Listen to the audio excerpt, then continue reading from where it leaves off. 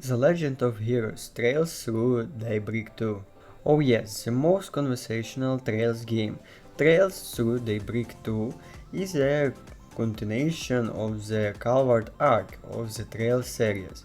It picks up a few months after the first game of the arc ended.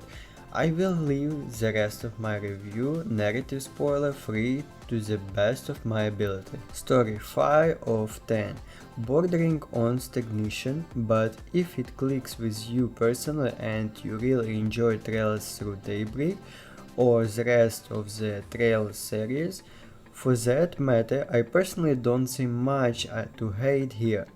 You can look at the line print and how at the quality of writing, but ultimately the narrative of the Trails games isn't some through-provoking art prize.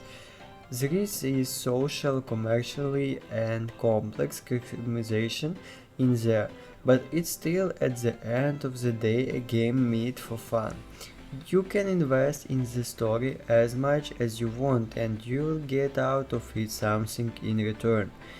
It's really up to the player as to if they consider these games a waste of their time, and if you have played the Trails games up to this point changes, you are already committed, so why we are talking about this anyways? The inclusion of the certain mechanic in this game has caused some further to be ruffled. A rare zero returned by death SQ time looping mechanic that some dislike. How do I word this well? I am personally agnostic to it.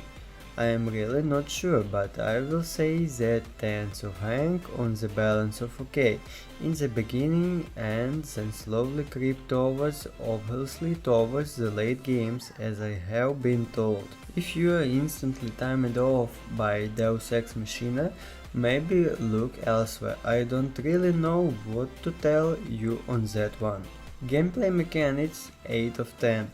I actually love the mix of Rewire and Daybreak mechanics.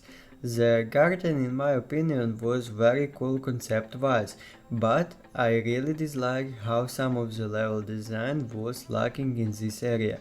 A little more variety here would have been nice. Otherwise, the gameplay was just refreshing and enjoyable as it was a Daybreak.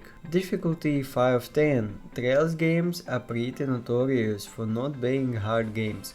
Obviously, the difficulty slides can add a sense of challenge, but nothing most RPG players can handle. By design, Trails is a story first game series in my honest opinion. Difficult, sweaty gamers aren't the target audience here.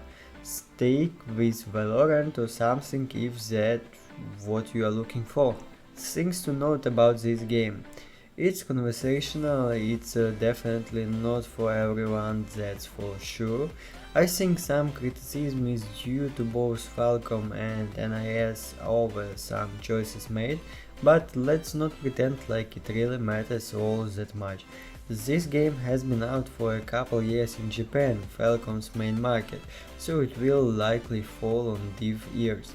This game is what it is at this point, and there is nothing you can do about it.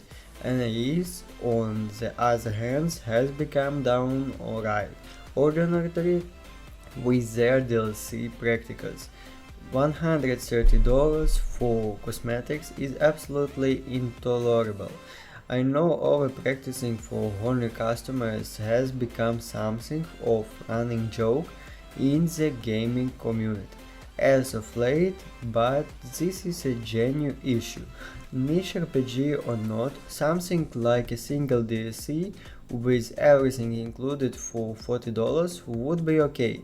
Scalping lonely gamers isn't the most ethical choices imaginable.